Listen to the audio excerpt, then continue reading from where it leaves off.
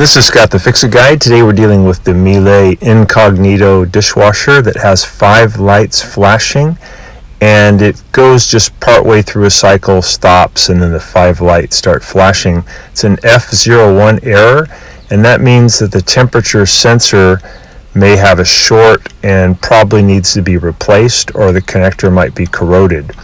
So I've taken off the lower kick panel, and then right there in front of me on the Incognito, that's the temperature probe and sensor. I'm going to pull it out just to show you how easy it is to pull out and put back in. It just goes inside of a rubber grommet. You can just push it back in. And then we're also going to undo the electrical connector and make sure it's clean. You can spray some electrical cleaner in there, make sure that's okay, and put it back. On this dishwasher, it actually wasn't the dishwasher causing the fault, but it was the water heater was stuck on full blast, and the water temperature coming in, instead of 120 degrees Fahrenheit, it was 140 degrees Fahrenheit, and that caused the error.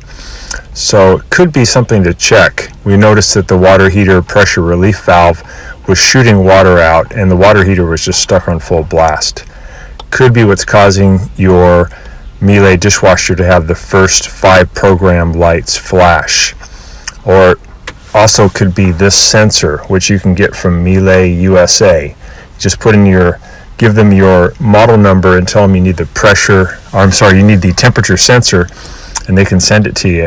And again, really easy to put in. You just take off the bottom panel, called the kick panel or toe panel, and then you take off a little metal panel in front, and then right there is your temperature sensor. You can just pull it out.